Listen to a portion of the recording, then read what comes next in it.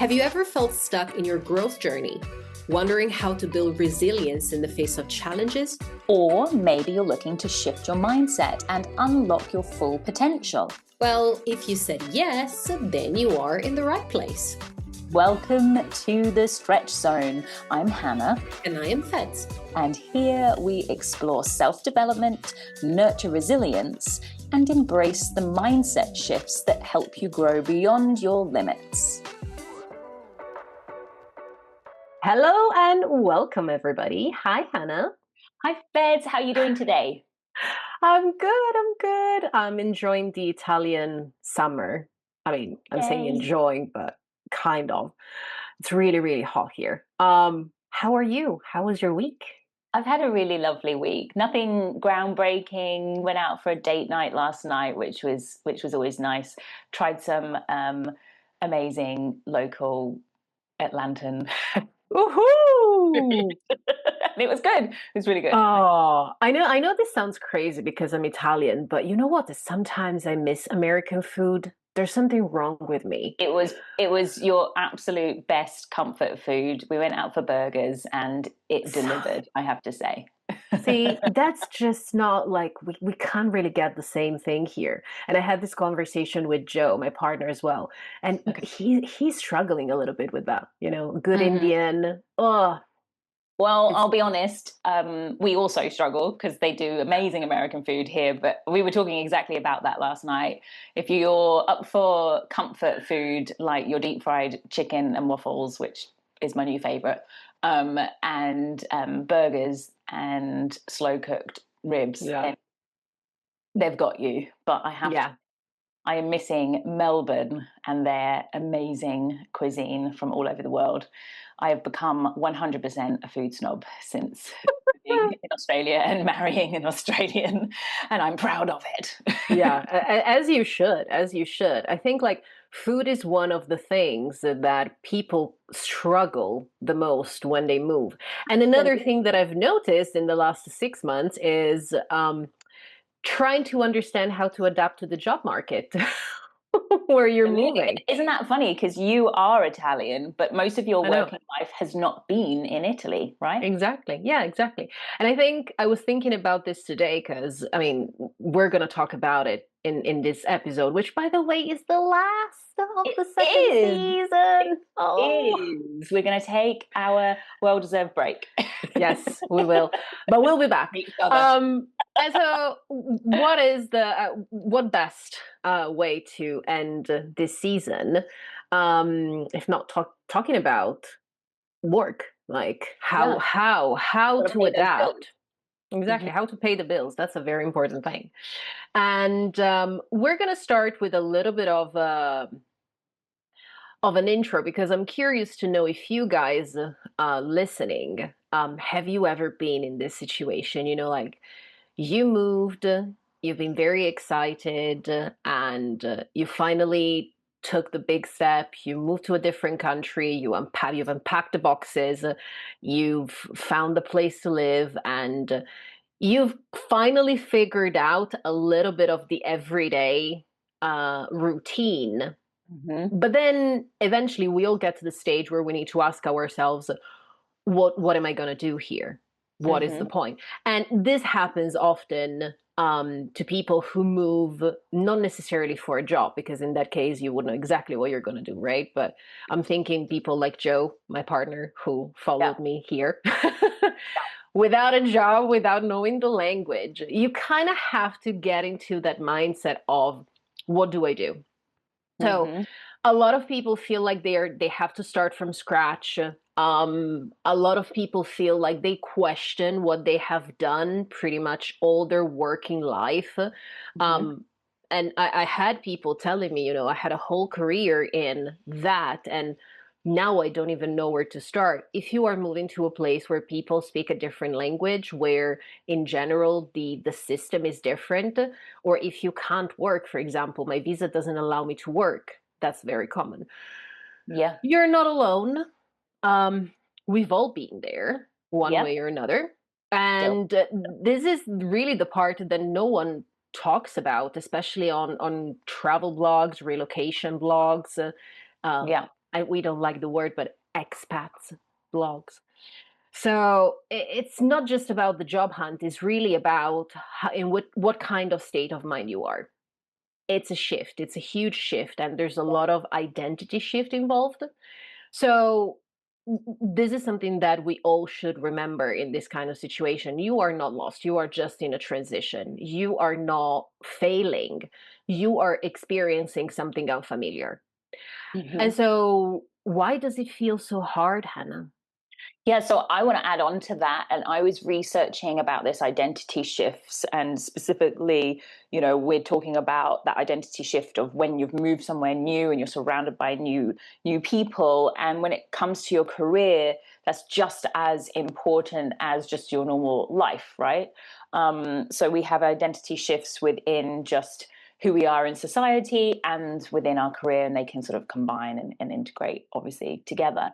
Um, and I was reading about this psychologist, Dan McAdams, and he writes about and talks about the narrative of identity and the internal stories that we actually tell ourselves about who we are. And as always, yeah, our career often is a huge part of our identity. I mean, how many times do you meet someone new and within the first 5 questions, it is, what do you do? What do you Hmm. do? Although, do you know what? As I say that out loud, do you know how infrequently people ask me that in the US? And I find that Really? really strange because I would have thought the US would be just as similar to the UK or Australia. Because I Hmm. remember in Australia, definitely, it would always be, where are you from? What do you do? Right? That's kind of the main little questions. Yeah. But I don't remember the last time someone asked me here, what do you do? Which is really weird. I don't know if it's just my little neighborhood. I'm not sure. May, I think well, that's a weird it, anomaly. it could be. I mean, I think there has been there's a trend, there's an ongoing trend with that as well, I think, like trying not to ask people what they do, but focus on who they are instead. So I Sure. know some I would love people. it to be like that, but I don't think So anyone knows who I am. no. So probably, I mean, Well, it could be a do you know trend, what it could be an anomaly, but I'm about to say something a little bit. This is just my observation, but I do think, especially where I'm from, Americans are very good about talking about oh themselves. yeah, absolutely. So usually the conversation just is straight into small talk about them, and I don't Yeah. even have to ask them anything. So I've realized that I just probably need to not ask as many questions and just put it out there. That's what I've noticed is different. Just say it. And I'm still not quite there yet. I've No. have got this stupid English persona inside of me saying, "Don't put yourself out there. Just make yourself Oh, as cool as possible," which is ridiculous because I don't actually believe that about myself. But um, die hard with our upbringing, unfortunately.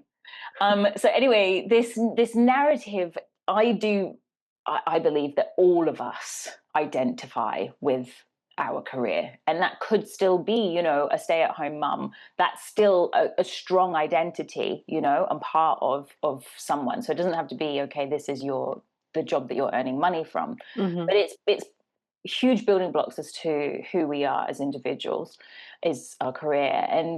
And suddenly, we're thrown into, like myself, I'm the Joe in the relationship. This end, I am the person that definitely follows the partner for his job.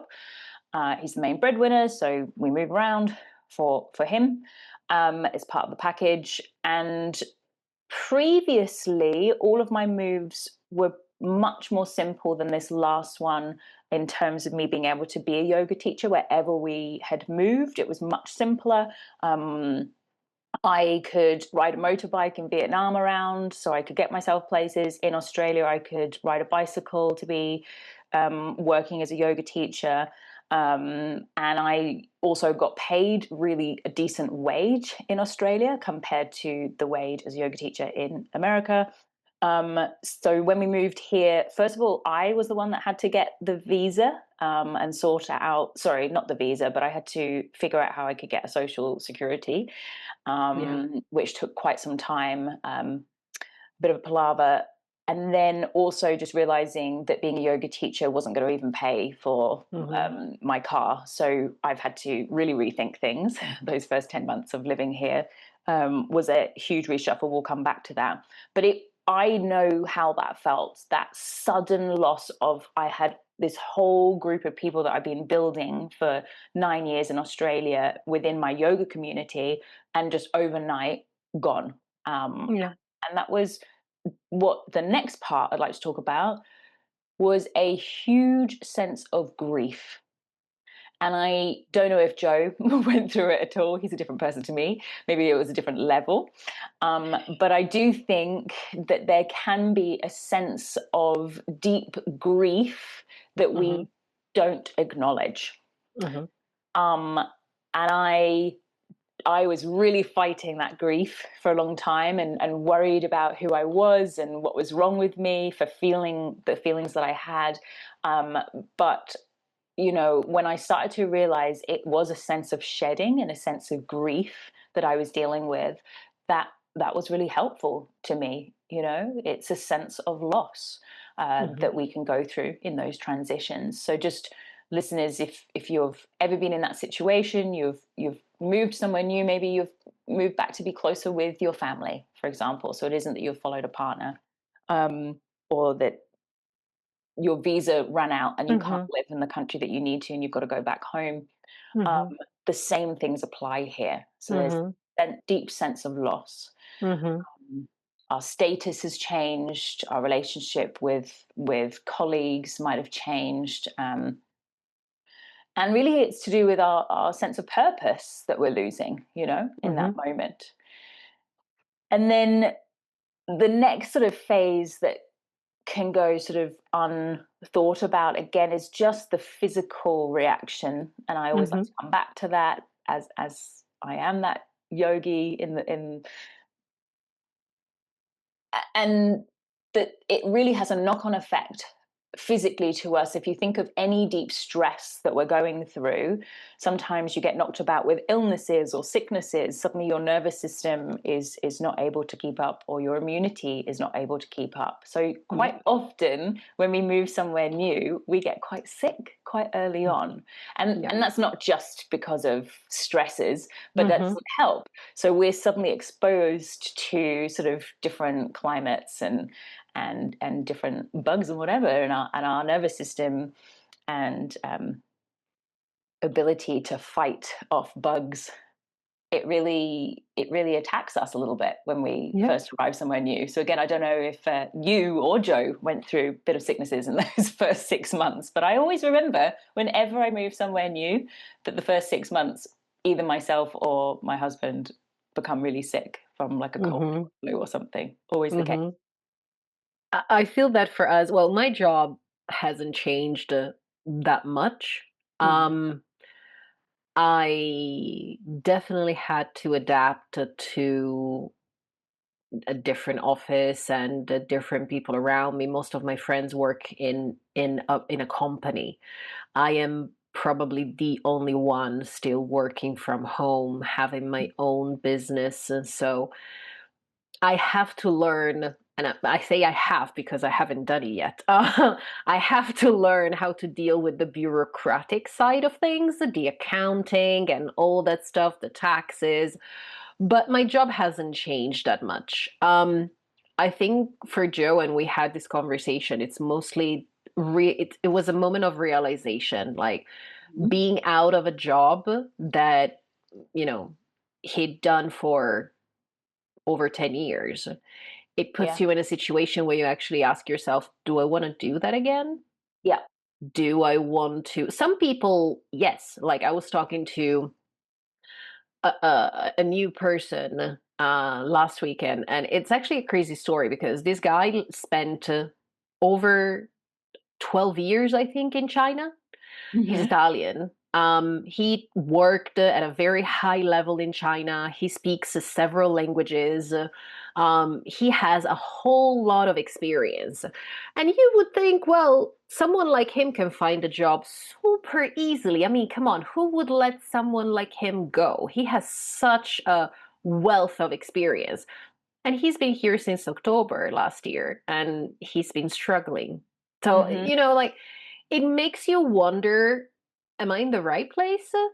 Apart from what do I want to do and what I do not want to do, like, can this place allow me to do what I actually want to do? And so you have to ask yourself a lot of different questions. Some are more um, internal and some are more logistic. You know what I mean? So, but it's a learning curve, and it takes you to, I think we all have those moments of realizations when we're like, aha, okay, so that's what I want to do. Um, So interesting what you just said there. Is it the place that isn't right for me, or is it me not being able to adapt to the place? So it's kind of those two things. And it's yeah, not that either one's right, by the way. no, It's our duty as a human to then start to dig deeper and find out, okay, what is more important to us? So, for example, when I had to figure out what it was that I needed to do. Um, it wasn't overnight. I suddenly decided, oh, I'm going to be a coach now. mm-hmm, It did take those first 10 months, and it's longer than that already because I lived in the UK. Before I moved here, I was living sort of in and out of the US and with my parents in the UK for about nearly a year between Australia and America. And so already in that time, I was already having to think, okay, and prepare, what will my life be like in America? Am I still going yeah, to be a yoga teacher there? And and I find that really interesting what you just said.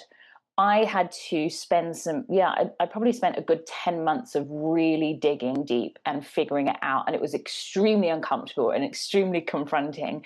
yeah, Uh, yeah, and painful at times to have to shed and let go. Okay, being a yoga teacher right now, and I had dreams with that. I was going down this therapeutic yoga teacher training. I was being an aerial yoga therapist, and I was starting to get involved with teacher trainings before we left Australia. So I kind of thought that was going to be my path, that I would work one on one with clients personally in a space. And when we moved here, unfortunately, I very quickly realized that that was going to be very complicated and very mm-hmm, difficult with just lots of circumstances.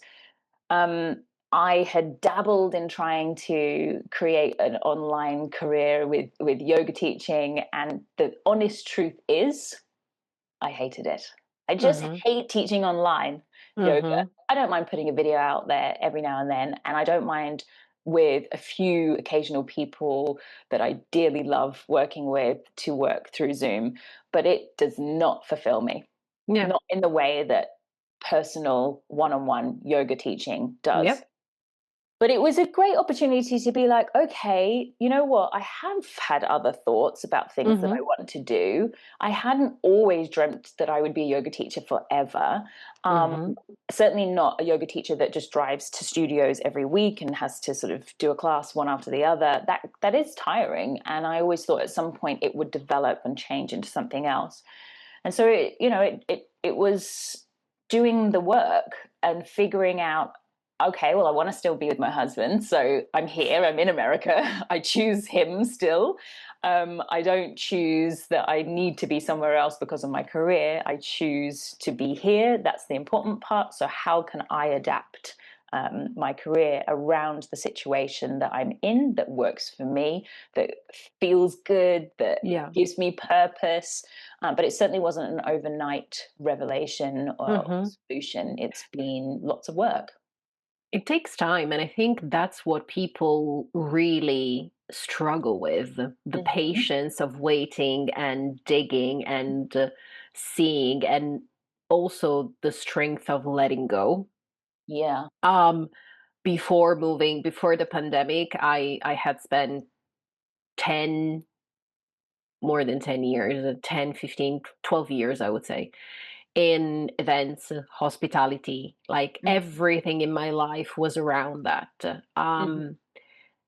And at the beginning of the pandemic, as we all know very well, Yeah. everything was literally turned inside out and upside down. So I could not even remotely think about doing what I was doing in the past. Having said that, what I am doing today is happening because of what I did in the past. Absolutely. Absolutely. And Agreed. so I do not exclude the possibility that maybe tomorrow I might be going back into Yeah. hospitality or events or whatever.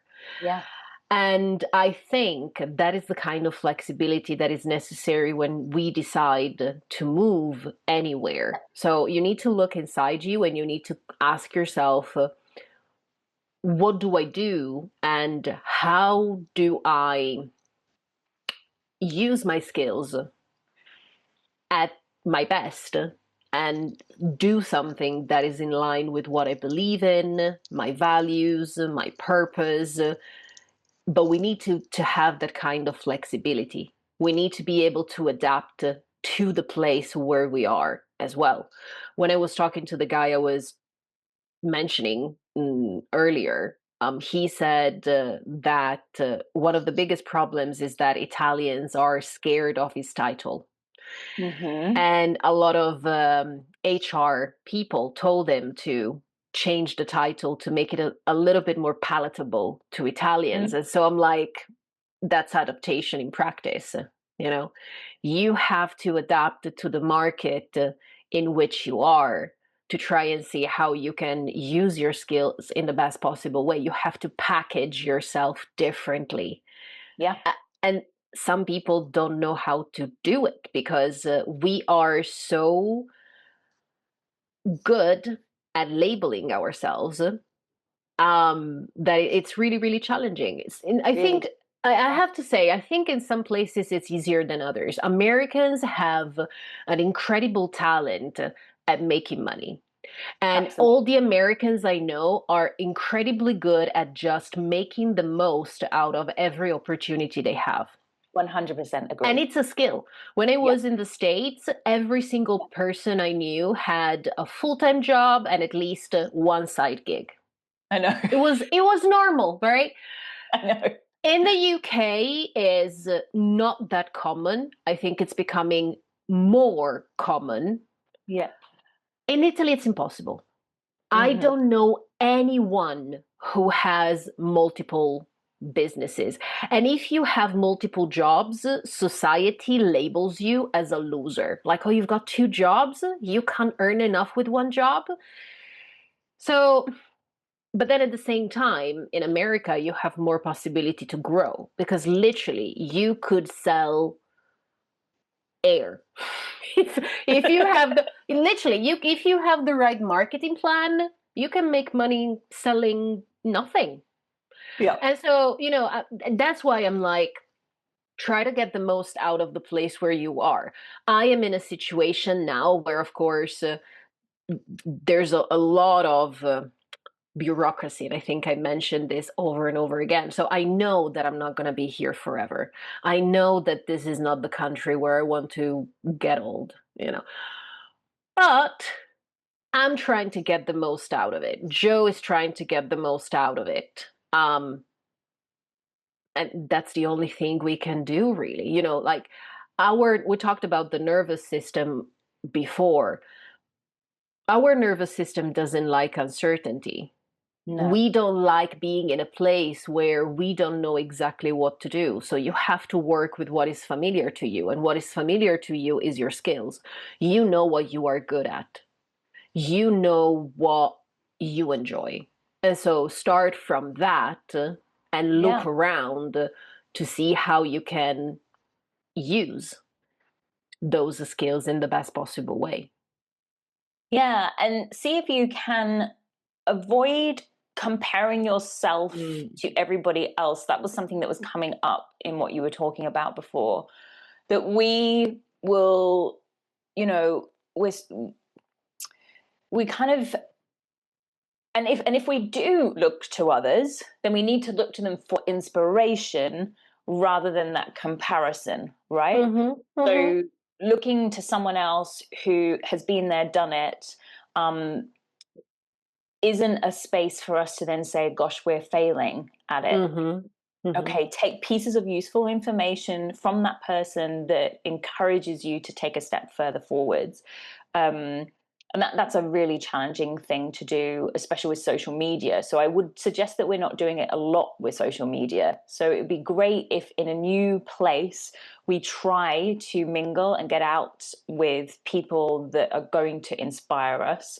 And it Mm-hmm. could be that you're volunteering, it could be that you're part of some kind of group, a book club or a walking club, or Yeah. anything where you can kind of get out, meet some people that are from all different walks of life can be very helpful, so that you can learn the lay of the land and start connecting.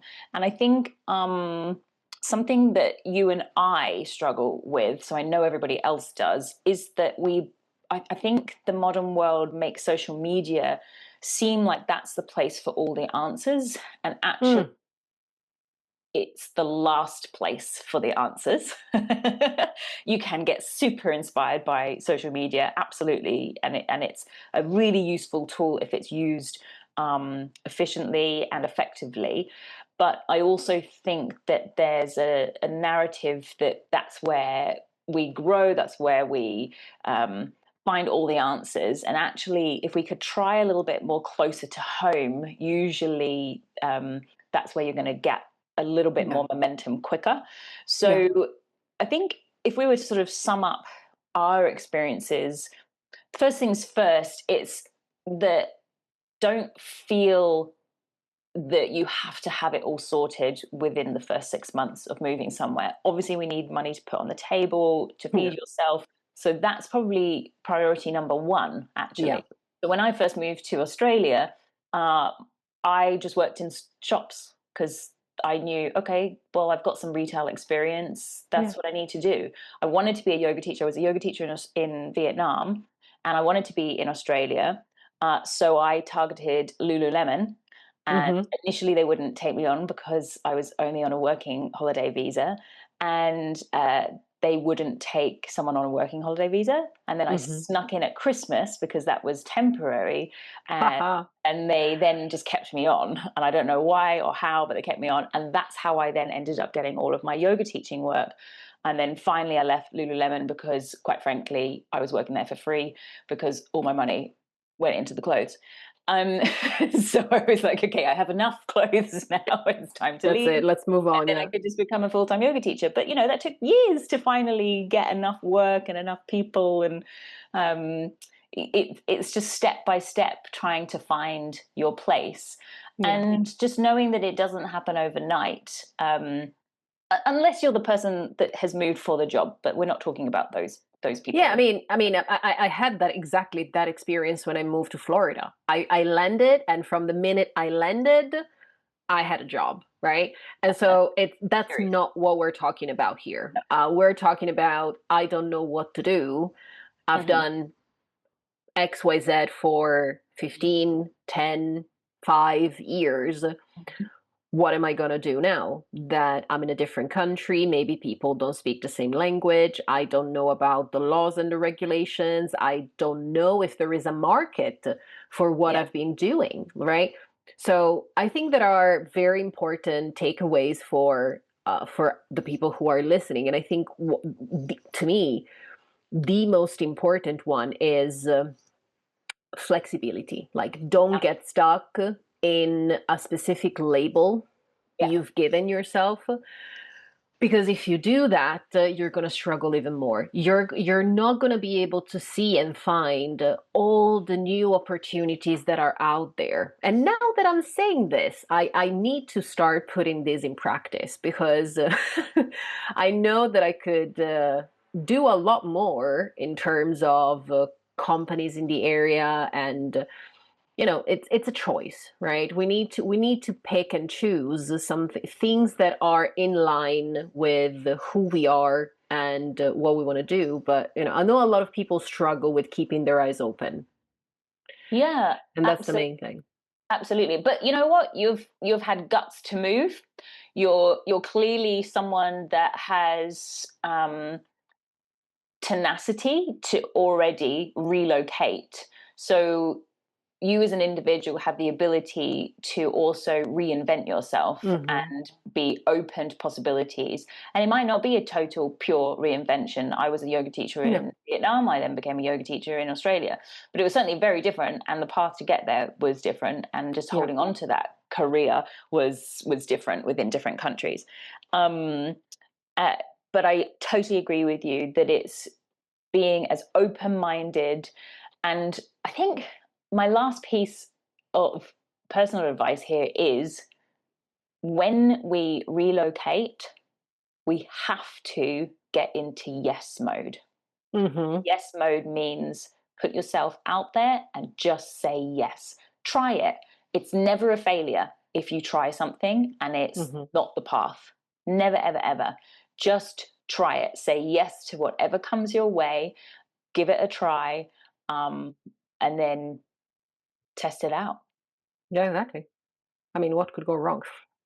What is Yeah. the worst that can happen? Yeah. At the end of the day, if anything, you're gonna end up knowing more people, Yeah. expanding your network, and I think also clarify what you want to do, what your What you values don't want to are, do. and what you don't want to do. Yeah. 100%. I have Yeah. so many experiences, work experiences on my CV, and I'm thinking of all the ones where it was like, yeah, no, Yeah. that's not what I want to do. That's not the kind of people I want to work with. Yeah. That's not how I want to end up. And that is still a learning curve. I didn't understand that when I was in the job. But yeah, everything is helpful to understand what you want to do. 100%. Well, good luck. Whoever's out there listening and just like you've relocated and you're in this whirlwind of what the hell now, take slow steps and really get support. Talk to people, get people in your corner, even if it's just to have a bit of a whinge and a moan to sort of get it off your chest. But get people in your corner, and we'd love to hear just some of your experiences, what any of you might be going through. What do you want your work to look like Hmm. in a new country? Dream big, go dream big or go home, as they say, and try and expand your ideas around what could be possible, because it's a time for reinvention. Definitely, Fun 100%. and exciting. Well, that's it.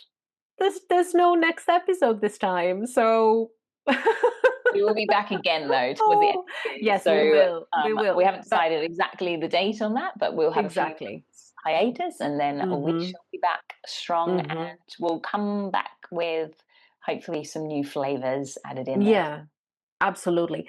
And you guys can always find us online. You can always reach out to us. We are on Instagram and YouTube at the Stretch Zone underscore podcast. And I'm already looking forward to the next season. That's amazing. Me Thank you. too. Thank Starting you to get. so much, Hannah. Take care, Feds. Speak to you Thank soon. you. Bye. Bye. Wrapping up today's episode, remember, you don't have to face change alone. If you'd like to connect or learn more about working with us individually, reach out to us through our Instagram account at the Stretch Zone _podcast, or find our emails in the footnotes to this episode. We're here to support you on your journey, each in your own way. Thanks for tuning in to today's episode of The Stretch Zone. If today's discussion resonated with you, remember to subscribe, leave a review, and share the episode with anyone who might benefit. Until next time, keep stretching beyond your comfort zone.